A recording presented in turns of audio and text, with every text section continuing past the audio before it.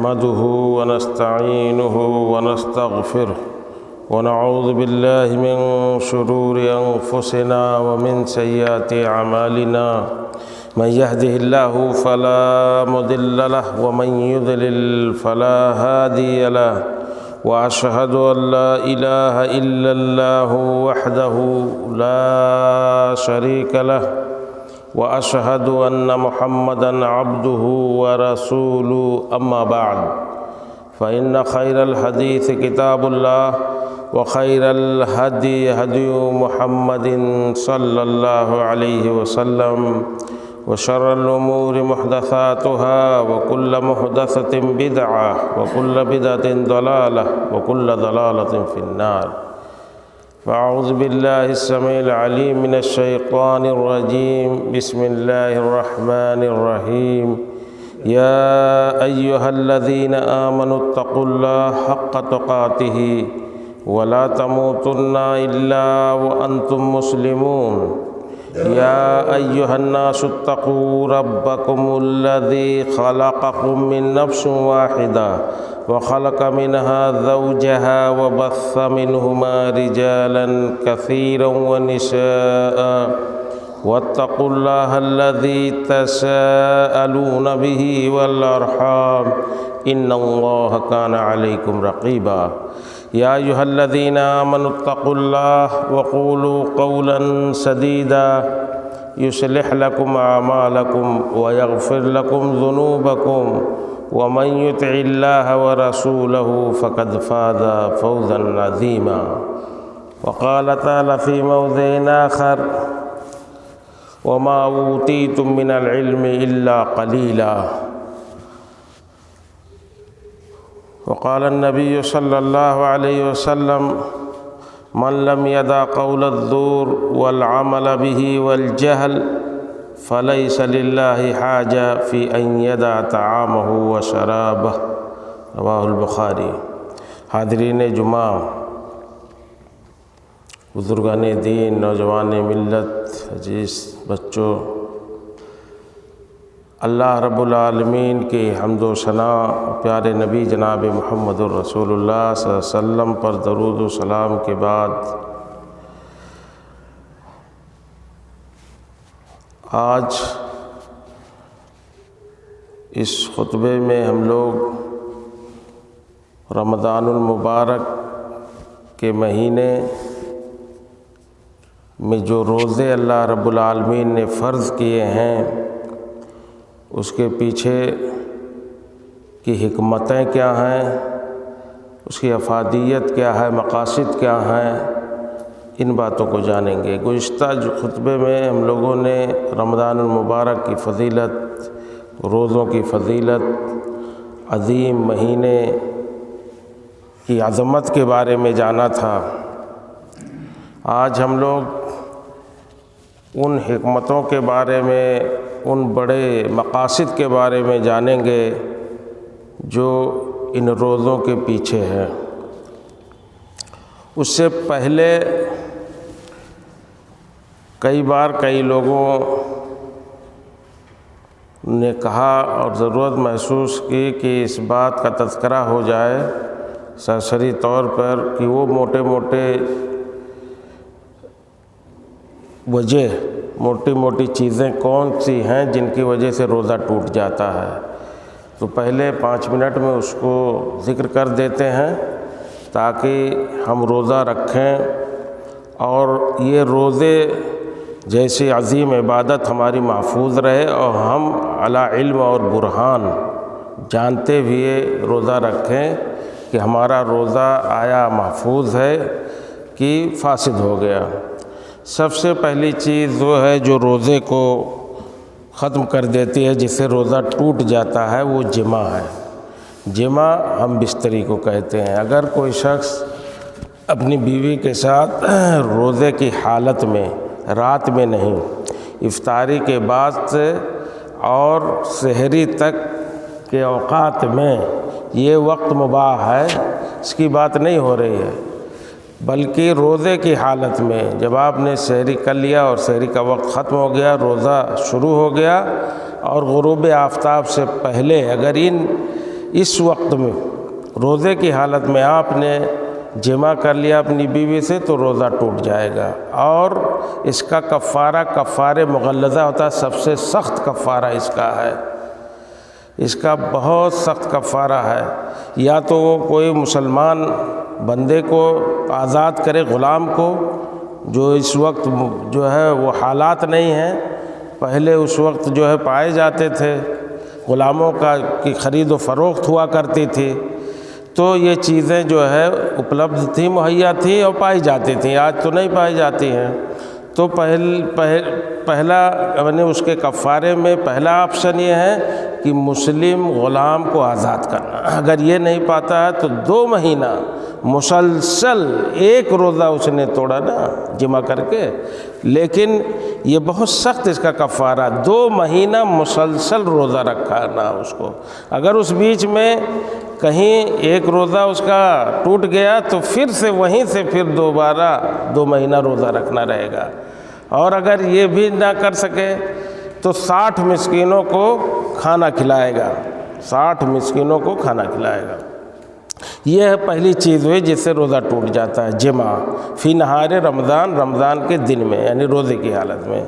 اسی طرح سے منی کا آمدن نکالنا، منی اگر آدمی اپنے ہاتھ سے یا جو ہے اپنے شعور سے جان بوجھ کر کے منی کا خروج کرتا ہے، منی نکالتا ہے، تب بھی اس کا روزہ ٹوٹ جائے گا۔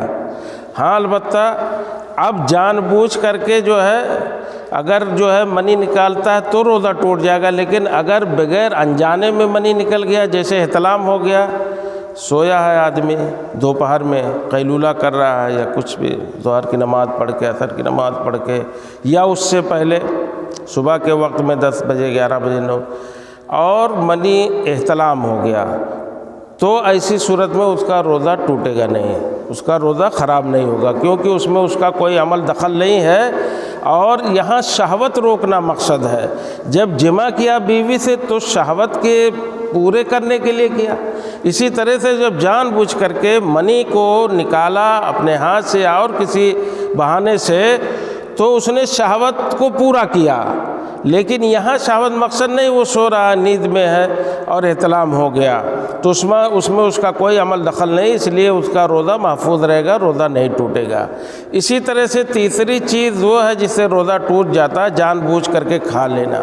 اگر جان بوجھ کر کے کوئی کھانا کھاتا ہے تو اس کا روزہ ٹوٹ جائے گا، اور اگر پھر اس کے الٹا دیکھیے، اگر بھول کر کے کھا لیا، انجانے میں کھا لیا، ہوش نہیں رہا، تو ایسی صورت میں جب یاد آئے رک جائے، ترنت رک جائے، اور اس کا روزہ محفوظ رہے گا، اس کا روزہ خراب نہیں ہوگا، کیونکہ حدیث میں آتا ہے کہ اگر کوئی بھول کر کے کھا لیتا ہے تو اس کو اللہ نے کھلایا پلایا، اس کا مقصد کھانا پینا نہیں تھا، بھول گیا۔ تو تیسری چیز ہے جان بوجھ کر کے کھا لینا، اس سے روزہ ٹوٹ جاتا، اور انجانے میں بھول کر کے کھا لے تو روزہ نہیں ٹوٹتا ہے۔ چوتھی چیز اسی ضمن میں، غذا آپ نے کھایا تو روزہ ٹوٹ گیا، اب غذا والی چیز اگر کوئی آپ لے لیے، جیسے روزہ رہتے ہوئے طاقت کی انجیکشن لے لیے، یا اسی طرح سے اور کوئی چیز جو طاقت بڑھاتی ہو جسم میں، اگر اس کا آپ روزے کی حالت میں اس کو لیں گے انجیکشن کے ذریعے یا اور کسی شکل میں، تو ایسی صورت میں روزہ ٹوٹ جائے گا۔ وہ چیز جو غذا کے معنی میں ہے، جو غذا کی جیسی جو ہے اس کی افادیت ہے، تو اس سے روزہ ٹوٹ جائے گا، یا اس کے معنی میں ہو، غذا کی طرح سے ہو یا اس کے معنی میں ہو، جیسے طاقت کا انجیکشن لگانا یا جو ہے گلوکوز وغیرہ لینا، اس سے روزہ آپ کا ٹوٹ جائے گا۔ البتہ جو ہے اب آپ بیماری کے لیے اگر انجیکشن لے رہے ہیں، بیماری ہے اور انجیکشن لینا ضروری ہے، اس سے روزہ آپ کا خراب نہیں ہوگا۔ علماء کا یہ فتویٰ ہے کہ اگر انجیکشن آپ نے لیا ہے بیماری کے لیے، طاقت کا نہیں ہے، تو روزہ اس سے آپ کا خراب نہیں ہوگا۔ اسی طرح سے اب یہ 4 چیزیں ہو گئیں جن سے روزہ ٹوٹ جاتا ہے، جمع جان بوجھ کر کے آپ نے منی خارج کر دیا، کھانا کھا لیے جان بوجھ کر کے۔ اسی طرح سے جو ہے کھانے کی طرح سے جو چیزیں ہیں جو غذا کا کام کرتی ہیں ان کو اگر آپ نے لے لیا روزے کی حالت تو اس سے روزہ ٹوٹ جائے گا۔ اب پانچویں چیز ہے خون کا نکلوانا، حجامت کے ذریعے سے، حجامت کروا کر کے۔ حجامت ایک علاج کا طریقہ ہے، عربوں میں بہت زیادہ مشہور ہے۔ وہ نسوں پہ لگا کر کے فاسد خون کو، خراب خون کو نکلوایا جاتا ہے، سر پہ لگواتے ہیں، پیٹھ پہ لگواتے ہیں، تو اس سے روزہ ٹوٹ جائے گا۔ اور صرف نکلوانے والے کا نہیں، جو یہ عمل کرتا ہے، حدیث میں صاف ہے کہ افطر الحاجم والمحجوم، جس نے حجامت کروایا اور جس نے حجامت کیا دونوں کا روزہ خراب ہو جائے گا۔ تو حجامت کروانے والے کا یعنی خون نکلوانے والے کا زیادہ خون نکلواتا ہے تو اس کا روزہ ٹوٹ جائے گا، یعنی خون زیادہ آپ نے نکلوایا تو اس سے روزہ آپ کا خراب ہو جائے گا۔ وجہ اس کی یہ ہے، وہ اللہ عالم کی نقاہت آ جائے گی، کمزوری آ جائے گی آپ کو، اس وجہ سے روزہ آپ کا خراب ہو جائے گا۔ ہاں البتہ اب اسی طرح سے آپ کو ٹیسٹ کے لیے تھوڑا سا خون نکلوانا ہے تو اس سے آپ کا روزہ نہیں ٹوٹے گا۔ اسی طرح سے ناک سے آپ کے تھوڑا خون آ گیا، اس سے روزہ نہیں ٹوٹے گا۔ دانت آپ کا ٹوٹ گیا، اس کے ساتھ خون تھوڑا سا آ گیا، اس سے روزہ نہیں خراب ہوگا آپ کا۔ آپ تھوڑا پھنسی ہے، اس کے ذریعے سے اگر کچھ خون نکل آیا تو اس سے روزہ آپ کا خراب نہیں ہوگا۔ ٹیسٹ کے لیے آپ کو تھوڑا خون دینا ہے تو اس سے آپ کا روزہ خراب نہیں ہوگا۔ حجامت کروا لیں گے، زیادہ خون نکلوا لیں گے، اس سے آپ کا روزہ ٹوٹ جائے گا۔ یہ رہی پانچویں چیز۔ چھٹی چیز ایسے ہی وہ ہے جیسے الٹی کرنا، جان بوجھ کر کے الٹی کرنا۔ اب آپ انگلی ڈال کر کے کوئی جان بوجھ کر کے الٹی لے آئے تو اس سے اس کا روزہ فاسد ہو جائے گا، ٹوٹ جائے گا، روزہ خراب ہو جائے گا۔ من استقاء فعلیہ القضاء، جس نے جان بوجھ کر کے روزہ، اس حدیث کے الفاظ ہیں، وہ الٹی کرتا ہے اس سے اس کا روزہ ٹوٹ جائے گا۔ لیکن من ذرأہ القی فلیس علیہ القضاء، جس کو اچانک اپنے آپ، اس میں اس کا دخل نہیں ہے، جان بوجھ کر کے الٹی نہیں کیا، لیکن ایسے ہی اس کو الٹی آ گئی، بلا وجہ آ گئی، اس میں کوئی دخل نہیں ہے، تو اچانک الٹی آ جاتی، اپنے من سے الٹی آ گئی تو اس سے روزہ خراب نہیں ہوگا۔ جان بوجھ کر کے الٹی کرنے والے کا روزہ خراب ہوگا۔ اسی طرح سے ایک اور معروف ہوا ہے کہ حیض و نفاس اگر عورت سے متعلق ہے آ جائے، نہار رمضان کے دن میں روزہ رکھتے تو اس کا روزہ اس عورت کا خراب ہو جائے گا۔ یہ کچھ باتیں رہیں جو موٹی موٹی چیزیں ہیں جن سے روزہ ٹوٹ جاتا ہے، اور کچھ چھوٹی چھوٹی وہ چیزیں ہیں جن سے آدمی کو شک شبہ ہو جاتا ہے کہ بھئی پھوڑے سے نکل گیا خون، ناک سے آ گیا، دانت ٹوٹ گیا اس سے آ گیا، بلغم کے ذریعے سے خون، تو اس سے روزہ نہیں ٹوٹے گا۔ جان بوجھ کر کے کھائے تو روزہ ٹوٹے گا، بھول کر کے آپ نے کھا پی لیا تو اللہ نے اس کو کھلایا پلایا، اس سے روزہ نہیں ٹوٹے گا۔ یہ موٹی موٹی چیزیں رہیں۔ اب آئیے جو ہے روزے کی حکمتوں کے بارے میں جانیں۔ اللہ رب العالمین نے قرآن مجید کے اندر فرمایا کہ وَمَا أُوتِيتُم مِّنَ الْعِلْمِ إِلَّا قَلِيلًا، اے انسان تمہیں بہت زیادہ علم نہیں دیا گیا، بہت کم علم ہے تمہارے پاس، تم نہیں جانتے۔ تو علم اللہ کے پاس ہے، حکمتیں اللہ جانتا ہے، لیکن اتنی بڑی عبادت، اتنا عظیم مہینہ اور اتنی بڑی عبادت ہے تو اس کے پیچھے تو حکمتیں ہوں گی، بہت ساری حکمتیں ہیں، بہت سارے مقاصد ہیں، بہت سارے فوائد ہیں، جو کچھ ہم جانتے ہیں اور کچھ نہیں جانتے ہیں۔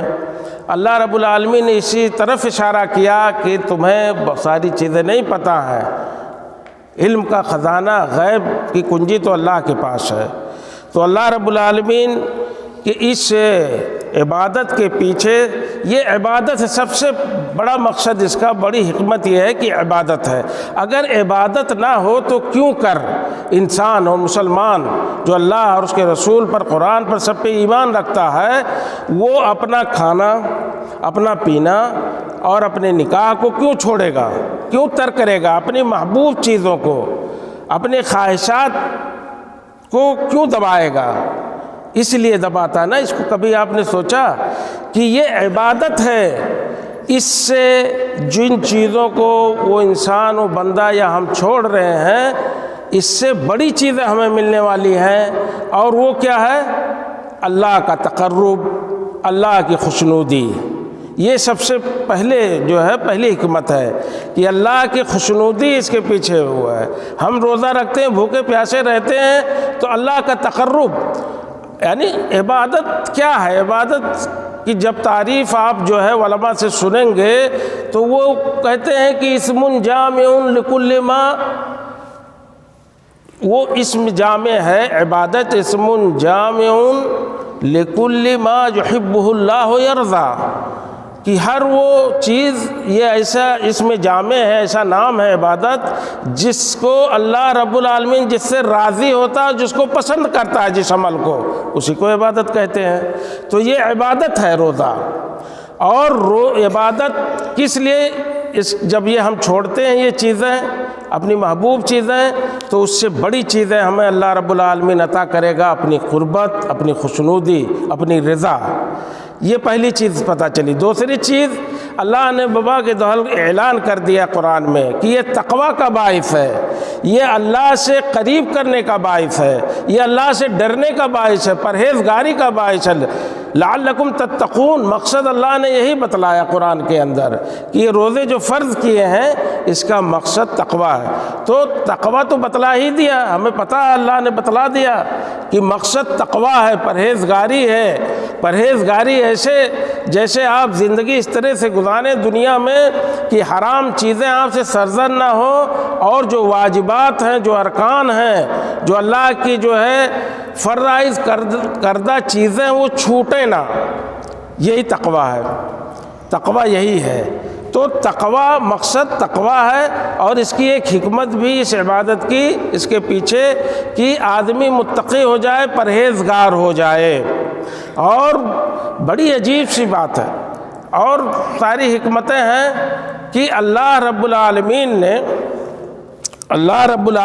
نے اس امت کو اس مہینے میں کبھی غور کرے مسلمان تو یہ پائے گا، اسے پتہ چلے گا کہ اس رمضان کے مہینے، اس روزے، اس تقوی اور اس قرآن سے، قرآن کا بھی تعلق اسی مہینے سے، اسی مہینے میں شہر رمضان الذی انزل فیہ القرآن، اسی مہینے میں قرآن نازل ہوا۔ اور یہ رمضان کا مہینہ عظمت والا، قرآن والا مہینہ، روزے کا مہینہ، اتنی عظیم عبادت کا مہینہ، تقوی کا مہینہ، چار چیزیں دیکھ لیجئے ایک ساتھ اکٹھا ہیں۔ ان چار چیزوں سے اللہ رب العالمین اس ایک مہینے کے اندر اتنا ٹرینڈ کر دینا چاہتا ہے اس امت کو، مسلمانوں کو، کہ اگر ان چار چیزوں کو اپنائے اور ان چار چیزوں کے ذریعے سے تمہاری ٹریننگ ہو گئی اس عظیم مہینے کے اندر، تو یہی تو مقصد ہے اللہ کا۔ تو پھر 11 مہینے اسی رفتار سے اور اسی تناظر میں انہی چار چیزوں کو آپ ساتھ لے کر کے چلیں گے تو 12 مہینے، 12 مہینوں میں آپ کے ساتھ یہ چار چیزیں ہوں گی: تقویٰ، روزے کی ٹریننگ، قرآن اور اس رمضان کا مہینے کی برکت۔ ان چار چیزوں سے اللہ رب العالمین ہم لوگوں کو ٹرینڈ کرنا چاہتا ہے کہ ہم ایسے ٹرینڈ ہو جائیں کہ اپنی مرضی کی چیزیں نہ کریں بقیہ 11 مہینوں کے اندر۔ اللہ رب العالمین نے سورہ مومنون کے اندر، قرآن مجید کے اندر فرمایا ہے وَلِتَّبَعَ الْحَقُّ أَهْوَاءَهُمْ لَفَسَدَتِ السَّمَاوَاتُ وَالْأَرْضُ وَمَا فِيهِنَّ۔ اگر حق اور دین یہ لوگوں کے نفس کے، لوگوں کے خواہشات کی پیروی کرنا شروع کر دے تب تو دنیا نہیں چلے گی نا۔ لفسدت السماوات والارض وما فیہن، جو آسمان ہے اور جو زمین ہے اور جو اس کے اندر جو نظام ہے سب تباہ و برباد ہو جائے گا، اللہ رب العالمین فرماتا ہے۔ تو حق لوگوں کی خواہشات کی اتباع کے لیے نہیں آیا ہے، بلکہ لوگ حق کی اتباع کریں۔ اور ان چار چیزوں کے ذریعے سے وہ ٹریننگ دینی چاہیے شریعت اسلامیہ نے کہ یہ چار چیزیں اگر اپنی زندگی میں اس اس مہینے کے اندر پرو لو تو یقیناً دنیا کی قیادت آپ کو کرنی ہے۔ مسلمان آسمان بن کر کے اس دنیا پر رہے گا اور اس دنیا کی قیادت اس کے ہاتھ میں ہوگی۔ اللہ رب العالمین نے اس کا وعدہ کیا ہے۔ اس دنیا کے جو یہ زمین ہے اس کے آسمان آپ کو بنائے گا۔ آپ دیکھ رہے ہیں کہ حق آپ کے خواہشات کی جو ہے پیروی نہیں کرے گا۔ اگر اس طرح سے ہمارے اوپر حق کی نگرانی نہ ہوتی، دین کی نگرانی نہ ہوتی، اور ہمارے تہواروں میں دیکھیے تہوار ہم بات آ گئی ہے تو بات نکل جاتی ہے، بہت ساری باتیں ہیں ذہن میں، دماغ میں، دل میں، کہ لوگ جب دیکھتے ہیں، ہم ایسے ملکوں میں رہتے ہیں جہاں تہواروں کا ماحول چلتا ہے، تہوار پہ تہوار آتے رہتے ہیں، لیکن ہمارا تہوار اسلامی تہوار جس کو حق نے، دین نے، شریعت نے، اللہ نے تہوار بنایا ہے، اس کی روحانیت دیکھیے۔ اس رمضان کی مہینے کی یہ عبادت ہے نا، یہ تہوار ہے مسلمانوں کی۔ یہ جمعہ آپ کا یہ چھوٹا تہوار ہے ہفتے کا، یہ اللہ نے اس کو متعین کیا ہے، تو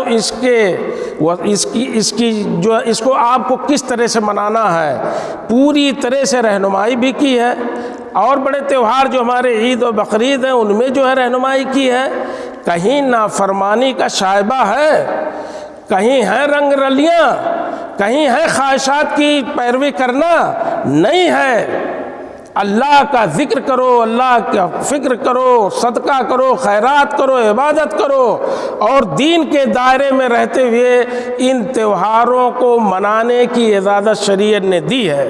اس کے بالمقابل دنیا والوں کو لے لیں تو آپ محسوس کریں گے اس حق کی حقانیت کو اور اس اسلام کی بڑی نعمت کو جو اللہ نے فرمایا۔ ایسے نہیں، جب آپ اس کو سوچیں گے، راتوں میں سوچئے، تنہائی میں سوچئے، اللہ نے کہا کہ اللہ رب العالمین نے فرمایا، اور وہ بھی اس حجۃ الوداع کے میدان میں کہ اللہ رب العالمین دین اسلام سے راضی ہو گیا اور دین اسلام کو تمہارے لیے بطور دین پسند کر لیا دنیا والوں کے لیے۔ تو یہ اسلام کی خوبی ہے۔ اگر اسلام جس کے ساتھ نہیں ہے وہ بے لگام ہے۔ اس کے تہوار کو دیکھیے، اس کے تہوار جو ہے عجیب طرح کے ہیں، انسانیت اور فطرت ہی اسے نہیں قبول کرتی ہے۔ چہ جائے کہ کوئی دین، تو دین کے ساتھ اگر آپ رہیں گے اور دین آپ کی رہنمائی کرے گی تو اس طرح کے تہوار ہوں گے جن میں روحانیت ہوگی، جن میں تقوی اور طہارت کی بات ہوگی، جس میں صدقہ و خیرات کی بات ہوگی، اللہ کو راضی کرنے کی بات ہوگی، یہ چیزیں پائی جائیں گی۔ ورنہ دیکھ لیجئے تماشا، نشوں کا جو ہے ماحول ہے، گندگی کا ماحول ہے، کیا کیا نہیں ہے، ہم نے کبھی غور نہیں کیا۔ اللہ نے ایسے نہیں دین اسلام کو دنیا والوں کے لیے جو ہے پسند کیا ہے۔ جو اس سے ہٹ گیا، وَمَن يَبْتَغِ غَيْرَ الْإِسْلَامِ دِينًا فَلَن يُقْبَلَ مِنْهُ، جو اسلام کے علاوہ کوئی دین پسند کرتا ہے، اختیار کرتا ہے، اس کو قابل قبول نہیں ہے اللہ کے نزدیک۔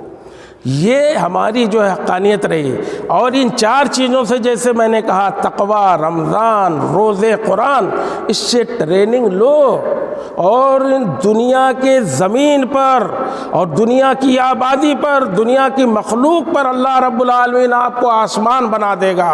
آپ ہی اس کے جو ہے اس کے حکمراں ہوں گے۔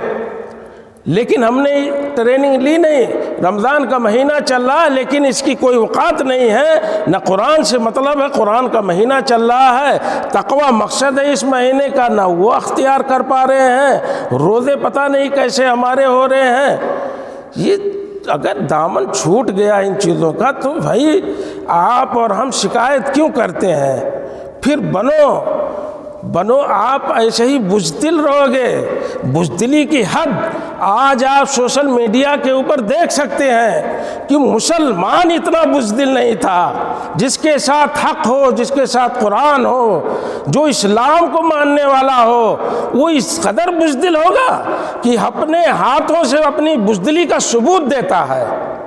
یہ اسی کا نتیجہ ہے کہ آپ نے وہ کریکٹر ڈیولپ نہیں کیا اپنے اندر جس سے آپ دنیا پر حکمرانی کر سکیں، آپ حاکم بن سکیں، آپ اس زمین کے آسمان بننے کے قابل نہیں ہیں، آپ نے وہ راستہ چھوڑ دیا ہے۔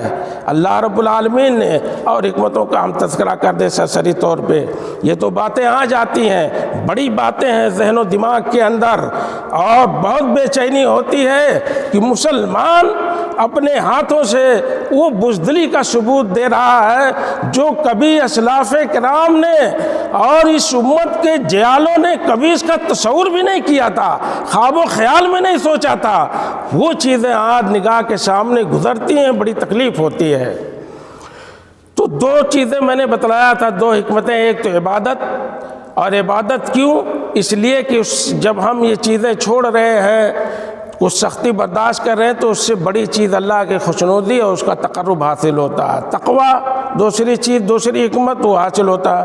اسی طرح سے تیسری حکمت اس میں یہ ہے کہ دل اور دماغ آپ کا، ہمارا، یہ جب بھوکا پیاسا انسان ہوگا، جو شہوت سے عاری ہوگا، جب شہوت نہیں ہوگی، بدن میں طاقت کی کمی ہوگی، تو اللہ کو سوچے گا، اللہ کے بارے میں سوچے گا، ذکر کرے گا، فکر کرے گا، اور اس کائنات کے پیدا کرنے کے بارے میں سوچے گا، تمام چیزیں اس کے ذہن میں بات آئیں گی۔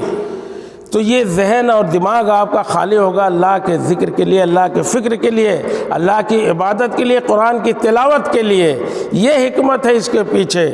اسی طرح سے کیونکہ ایک جو ہے، ایک صحابی ہیں حنظلہ اشیدی، جب اللہ کے نبی صلی اللہ علیہ وسلم کی مجلس میں ہوتے تھے روحانیت الگ ہوتی تھی، اور جب گھر جاتے تھے بچوں میں مل جاتے تھے، دنیا کی چیزیں سوچنے لگتے تھے، ماحول دوسرا ہو جاتا تھا۔ بے چینی ہوئی، صحابہ تھے، ہم لوگوں کی طرح بے غیرت نہیں تھے، جب بے چینی ہوئی تو بھاگتے ہوئے اللہ کے نبی صلی اللہ علیہ وسلم کے پاس آئے اور کہا اللہ کے نبی صلی اللہ علیہ وسلم نافقہ حنظلہ، حنظلہ تو منافق ہو گیا، میں منافق ہو گیا۔